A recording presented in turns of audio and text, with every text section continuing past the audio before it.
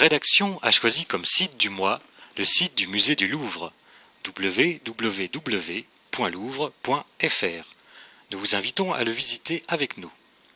Ce site se décompose en 3 grandes parties: palais et musée, activités, informations et services. Première partie, palais et musée. Sous la rubrique Histoire du Louvre, un bref rappel historique est proposé aux visiteurs, du château médiéval au Grand Louvre, en passant par la création du musée en 1793. C'est ensuite la visite des collections des 8 départements du Louvre: Antiquité orientale et art de l'islam, Antiquité égyptienne, Antiquité grecque, étrusque et romaine, sculpture, objets d'art, peinture, art graphique, histoire du Louvre. Chaque département présente sur le site ses œuvres maîtresses, comme le scribe assis pour le département des antiquités égyptiennes. Dans le département peinture, vous pourrez choisir à la fois le siècle et l'école qui vous intéresse.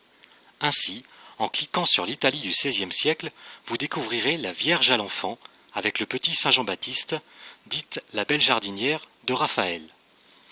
Au total, le site offre plus de 900 photographies, accompagnées chacune d'un commentaire précis de l'œuvre. Le site permet également des visites virtuelles de chacune des salles du musée. Dans la rubrique Vie des collections, vous serez informé des dernières acquisitions du musée. Ici, le legs de mobilier du XVIIIe de la collection Grock-Carven.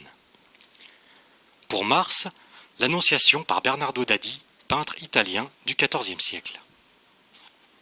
Deuxième partie, activités. Cette partie débute par un calendrier des expositions temporaires organisées par le musée. Actuellement, et jusqu'au 10 mai 1999, les monuments d'éternité de Ramsès II, nouvelle fouille thébaine. Sont également indiquées les dates et programmes des concerts, projections de films, colloques et conférences organisées dans l'auditorium du musée. On trouvera enfin sur le site des renseignements sur les visites conférences et ateliers proposés par le musée. Troisième et dernière partie, informations et services. Sous la rubrique mode d'emploi sont données toutes les informations pratiques concernant le musée et notamment ses horaires d'ouverture. La boîte aux lettres offre la possibilité d'envoyer des messages électroniques aux différents services du musée. Le Louvre présente aussi ses publications et bases de données, dont la base de données Joconde, accessible directement à partir du site.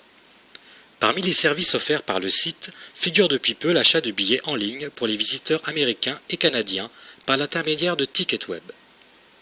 Ouvert également depuis peu, le site éducatif du Louvre, louvre.edu, est destiné principalement aux associations et aux établissements scolaires. Il leur permet d'accéder à une abondante documentation sur les œuvres exposées moyennant un abonnement. Enfin, depuis mars dernier, le visiteur peut acheter directement à la boutique en ligne du musée.